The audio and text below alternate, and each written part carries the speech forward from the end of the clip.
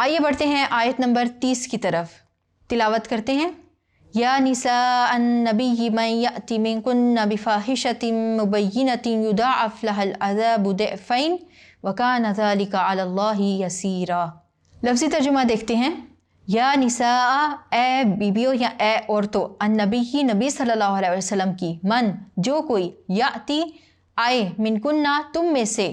بفاحشۃ، بے حیائی، مبینۃ، ظاہر کے، یضاعف، دو چند کیا جائے گا، لہا، واسطے ان کے، العذاب، عذاب، ضعفین، دو برابر یا دگنا، و اور کانا ہے، ذالکا یہ، علی اوپر، اللہ کے، یسیرا آسان۔ بامحاورہ ترجمہ اس آیت کا کچھ یوں ہے۔ اے پیغمبر صلی اللہ علیہ وسلم کی بیویوں، تم میں سے جو کوئی صریح ناشائستہ حرکت کرے گی اس کی دونی سزا دی جائے گی، اور یہ بات اللہ کو آسان ہے۔ آئیے بڑھتے ہیں اس آیت مبارکہ کے مفہوم کی طرف، اس کی تشریح و توضیح کی طرف۔ جیسا کہ آپ کو بتایا کہ اس پورے رکوع میں ایک ہی مضمون بیان کیا جا رہا ہے۔ پس منظر میں آپ کو بتایا گیا کہ رسول اللہ صلی اللہ علیہ وسلم کی ازواج مطہرات نے آپ صلی اللہ علیہ وسلم سے حالات بہتر ہو جانے پر نان نفقہ میں اضافے کا مطالبہ کیا تھا، کیونکہ گھر کے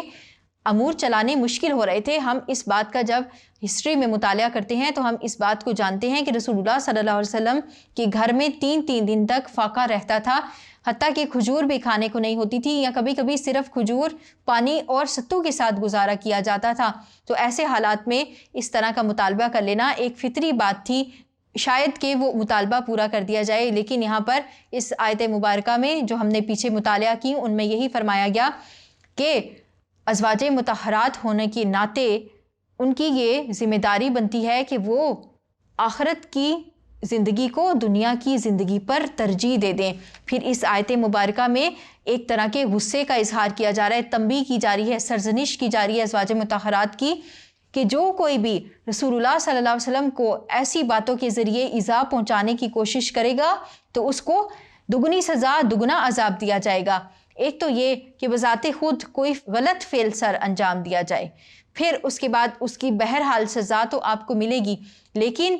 یہاں پر یہ فرمایا جا رہا ہے کہ جب جرم بھی بڑا کیا جائے تو اس کی سزا بھی بڑی ہوتی ہے۔ پھر یہ دیکھا جاتا ہے کہ جرم کرنے والا کون ہے، اگر اس کا رتبہ بڑا ہے تو پھر اس کو سزا بھی دگنی دی جائے گی۔ یہاں پر ازواج مطہرات کو اسی بات کی تنبیہ کی جا رہی ہے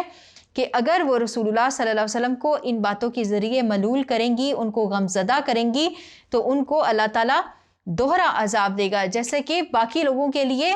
کم ہے، کیونکہ ان کا رتبہ وہ نہیں ہے، تو سزائیں عام لوگوں کے لیے عام ہوتی ہیں اور خاص لوگوں کے لیے بڑی سزا ہوتی ہے۔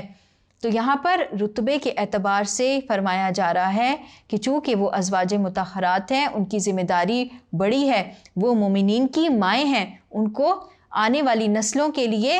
نمونہ عمل بننا ہے، دیگر خواتین کے لیے بھی نمونہ عمل بننا ہے، قیامت تک کے آنے والے لوگوں کے لیے نمونہ عمل بننا ہے۔ تو ان کو چاہیے کہ وہ رسول اللہ صلی اللہ علیہ وسلم کو ایذا نہ دیں۔ اگر وہ ایسا کریں گی تو اللہ ان کو دگنا عذاب دے گا، اور اللہ اس بات پر قادر ہے، اللہ کے لیے یہ معاملہ بہت آسان ہے۔